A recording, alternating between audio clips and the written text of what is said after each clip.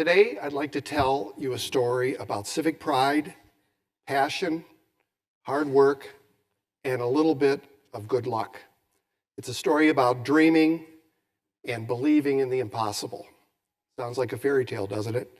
Well, this is a fairy tale that came true.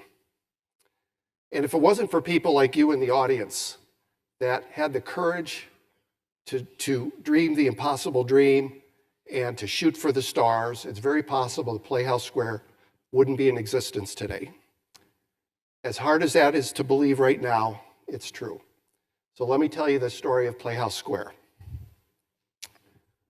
At the turn of the century, Cleveland was in its heyday, fifth largest city in the country, and shops on Euclid Avenue that were comparable to shops on Fifth Avenue in New York.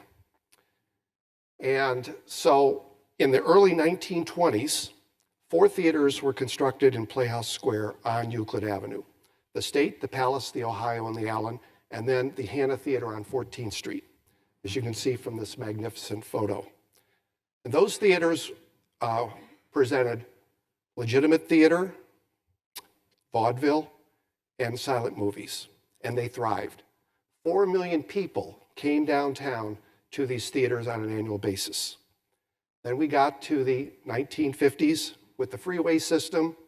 People were moving to the suburbs, and movie theaters were popping up in shopping malls, and the theaters that were converted into movie theaters downtown, one by one, declined so that by 1969, they were shuttered.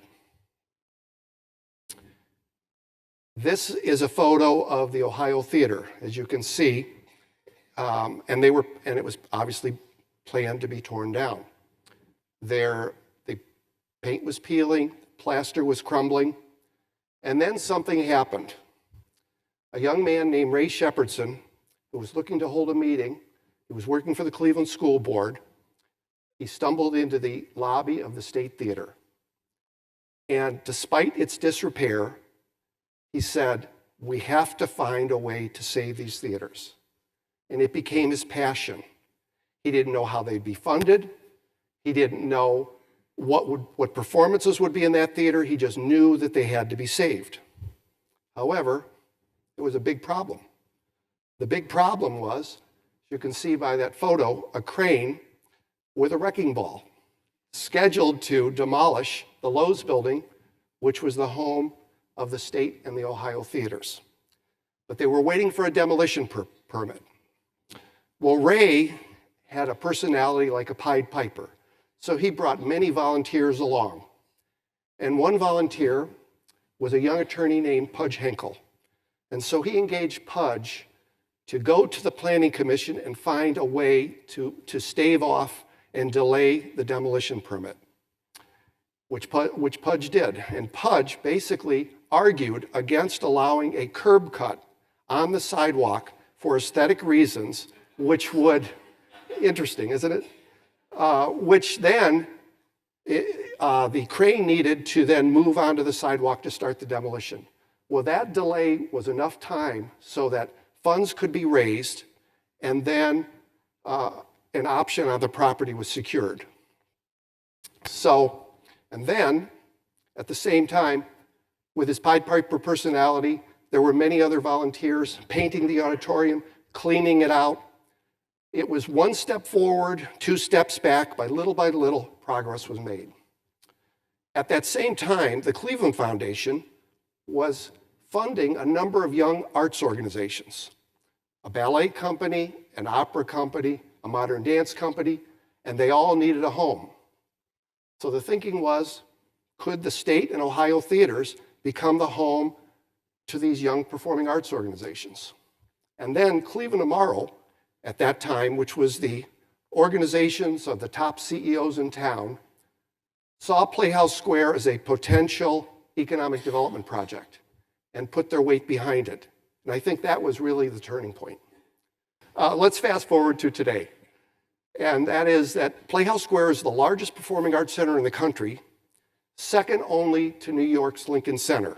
We have 29,000 season ticket holders to our Broadway season, the largest total of anywhere in the country, larger than Los Angeles, San Francisco, Dallas, Philadelphia, whatever. And because we have such a large and strong base, many of the touring shows come to Cleveland early in the tour, and in fact, we've even opened a number of national tours right here in Cleveland. So for a mid-sized market, it really is an incredible achievement. PlayhouseSquare has a very unique business model. I'm not going to do anything with this. Has a very unique business model, and that is that you may not know that we're one of the largest property owners in downtown Cleveland. We had never intended to get into the real estate business. However, we thought that if we could bring up hundreds of thousands, upwards of 1 million people to the center, that the surrounding real estate would develop on its own. And what we found was that wasn't true. So we purchased some key office buildings, and that has served us very well. And it has changed us in terms of the business model from just the operator of a performing arts center into the developer of a neighborhood. And in fact, a number of cities and performing arts centers call us regularly and want to learn about our business model because the real estate revenues help subsidize some of our performing arts activities. And that is the uniqueness of this model. And they'd like to emulate some of it. So, given that now we were the developer of the neighborhood, we really started focusing on the restaurant scene. And we saw that although we had good restaurants in the neighborhood, they were all what we would consider theater feeders. When the theaters were operating, they were busy. When we were dark, they were essentially empty.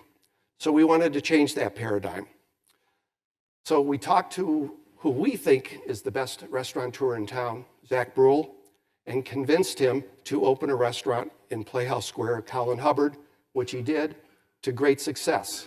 Well, what followed soon after that is 2 other terrific chefs, Scott Kuhn and Chris Hodson, opened Sabreo and Rothschild Farms. And then soon after that, 3 other restaurateurs moved into the area. So now we've upgraded the restaurant opportunities in PlayhouseSquare.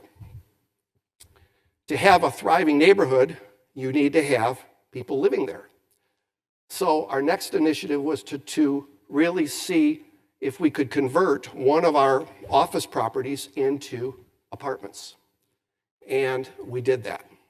We took a look at the Hannah building and the Hannah Annex, which is a separate building where the Hannah Theater is located, and we moved the tenants from the Hannah Annex into the Hannah building, found a developer, and they built 102 apartments.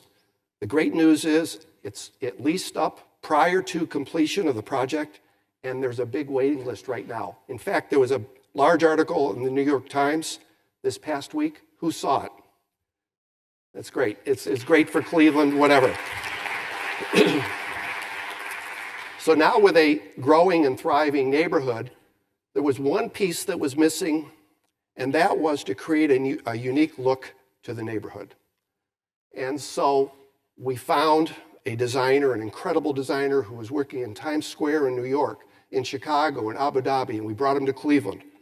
And we said, we want you to walk through our theaters and give us some thoughts. After 5 minutes walking through our theaters, he said, we have to find a way of bringing the beauty of those theaters outdoors to the outdoor landscape. So working in conjunction with him, we developed a plan. If you've been into PlayhouseSquare lately, you've noticed some physical structures, some gateways. So we worked on gateways, large video boards, large upright sign, large retro sign, and then finally, and a redo of Star Plaza to create a permanent stage, a fire pit, Zach Brule's Burger Shack, which is called Dynamite Burgers. And then finally, the real capstone, which is the GE chandelier, which is going to hang over Euclid Avenue and 14th Street. We're having a huge community celebration, a huge block party on May 2nd, so please put it on your calendar. So why are we doing this? Well, we're doing it because we think it's transformational.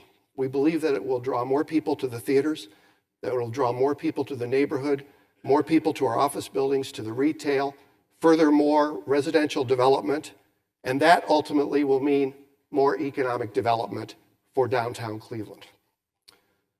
So now, 40 years after PlayhouseSquare was saved from the wrecking ball, we have an average of 1 million people coming to the center. Our office buildings are 90% leased. We have a thriving neighborhood with growing residential. And I can truly and confidently say the fairy tale really did come true. So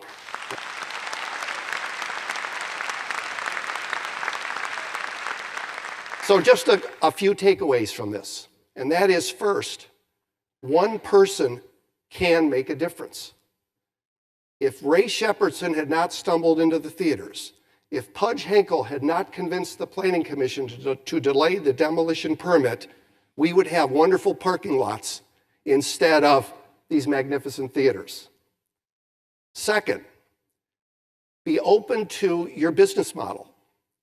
Where we started as an operator of a theater complex and developed into also a developer of a neighborhood by bringing the experienced real estate professionals along, and it has been a very successful business model. And then third, complacency is not an option. You are either moving forward or you're moving backwards. And so continual improvement is the key to maintaining success. So stay tuned. We have a number of projects on the agenda. Thank you.